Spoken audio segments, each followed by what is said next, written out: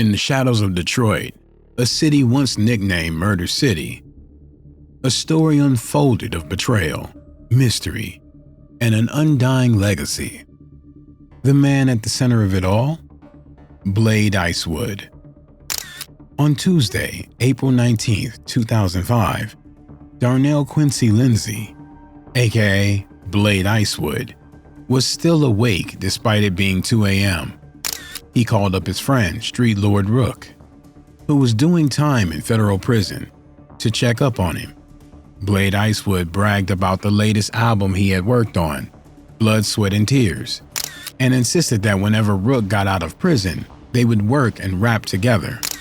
They laughed and joked, talked about life and the future. But eventually, Blade ended the call and went to sleep. Rook had no idea that he would never see Blade Icewood again.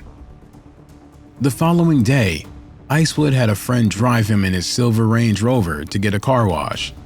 Blade sat in the passenger seat in his wheelchair as they headed over to Detroit's west side, but as their cars sat in line, someone approached the vehicle. A gunman walked up and fired 17 shots into the passenger side, assassinating Icewood, but leaving the driver unharmed. The gunman then sped away from the scene as a crowd began to form. The news of Blade Icewood's assassination quickly spread, and with it, shockwaves of grief and disbelief. In the immediate aftermath, the streets of Detroit became a canvas of pain and rage. Homemade memorials adorned with flowers, candles, and handwritten notes sprouted at the site of his execution. Vigils were held where fans and friends came together, rapping his lyrics and playing his music. Local radio stations flooded the airwaves with his tracks, interspersed with calls from tearful fans, sharing their memories and expressing their sadness at the news of his passing. With every song and every call, it became evident that Blade Icewood was more than just a rapper.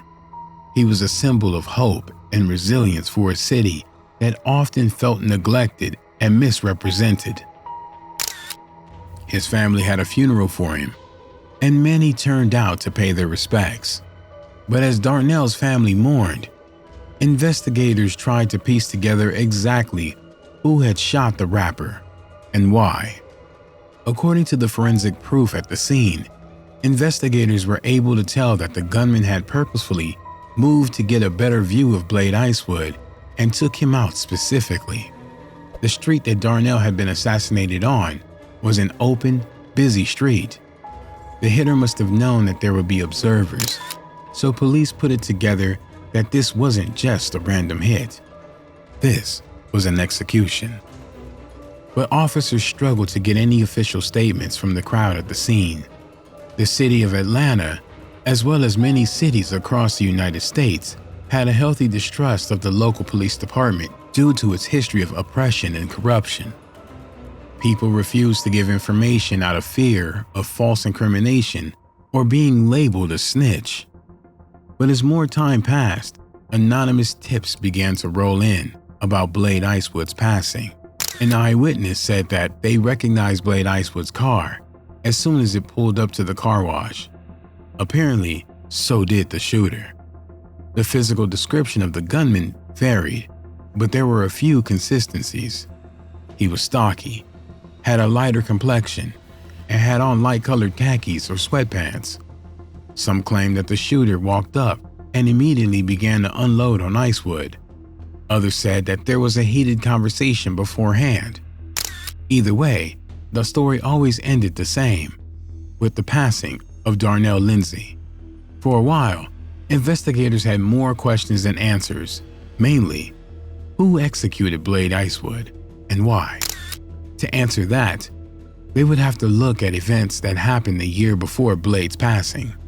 In September 2004, Darnell Lindsay was at his home in Oak Park, relaxing. But that night, there was a home invasion. 2 armed men broke in and shot him multiple times. Based on the weapons used, police believe there was something suspicious about the break-in. Blade was shot with an AK-47, which is odd considering it was supposedly a break and enter, and then the shooter left him there to pass away.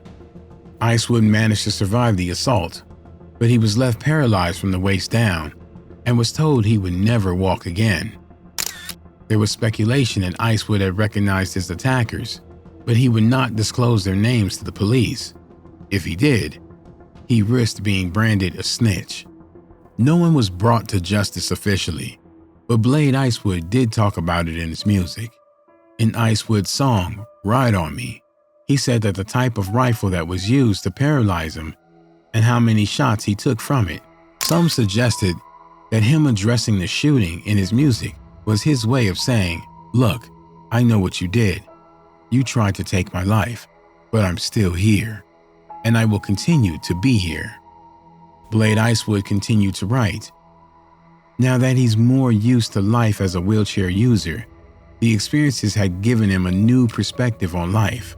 Then he began to think about how Detroit was called Murder City and decided to do something about it. He held a non-violence rally called the 7 Mile Stop, where he starred as one of the headlining performers. It was powerful for a famous rap artist to host such a rally, and Detroit was thankful to him for it. But with all the publicity that he was getting, his family and friends were afraid that the shooter who paralyzed him would eventually come back to finish the job. Without answer, the media took what little they knew and ran with it.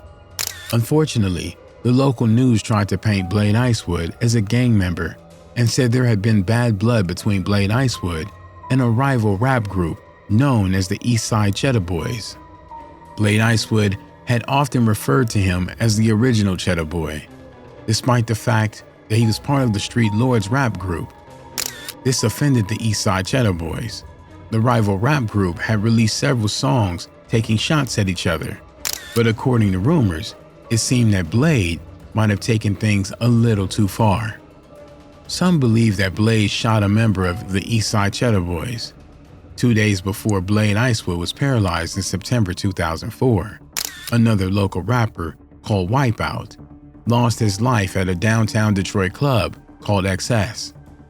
Wipeout had just came back to the city from Atlanta, and he was at a party at XS. According to witness statement from that investigation, it was alleged that there was some kind of argument outside the club. It escalated, and suddenly shots were fired, and Wipeout was executed. Reportedly, Blade Icewood's car was at the scene, and some theorized that Blade had been one of the shooters that night. But despite the public feud between the StreetLords and the Eastside Cheddar Boys, there's no proof other than speculation of any gang-related activities between the two groups. Some even insisted that the rivalry between the two groups had been exaggerated through their music to create an engaging narrative for fans, and that any real rivalry behind the scenes had actually been squashed before Blade Icewood was shot. Of the many suspects, one name eventually rose to the top: a notorious criminal known as Little Larry Davidson. Supposedly, he and Darnell had grown up together. Despite being described as having a short stature, he was someone you did not want to cross, and he seemed to be very comfortable with assassinating people. Within a week of Blade Icewood's passing, he broke into someone else's home and was involved in multiple assaults as well as a drive-by shooting. An observer said that Larry Davidson had been boasting that he was going to get Blade before Icewood passed. So the police tracked him down. They got a tip that Davidson was hiding out in Texas, where he had managed to secure a fake Texas driver's license and was living with his girlfriend. Police interviewed his girlfriend and searched her home, recovering Davidson's firearm and the fake license. But Davidson was not found. He was actually still in Detroit, awaiting a flight out of the city. But before he could escape, Davidson was arrested. They grabbed him at the airport just before he could get on his flight to Texas.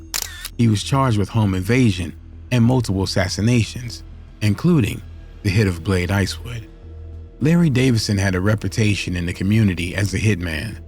Allegedly, someone had rewarded Davidson $10,000 to end the life of Blade Icewood.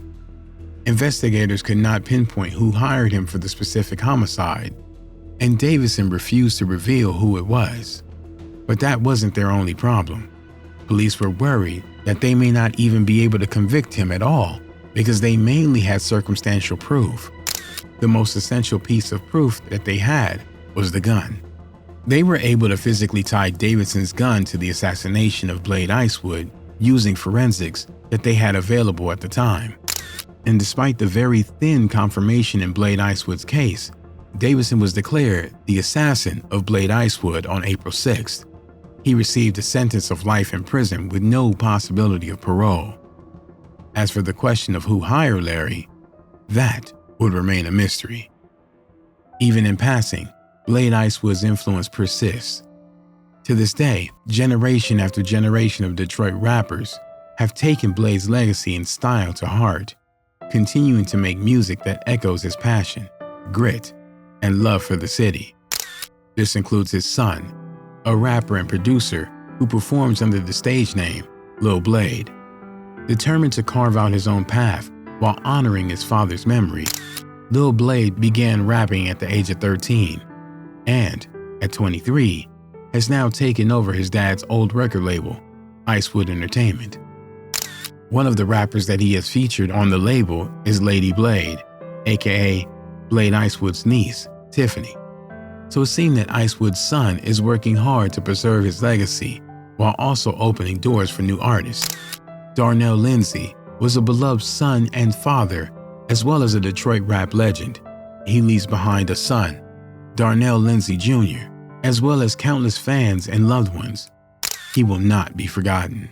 Rest in peace, Blade Icewood.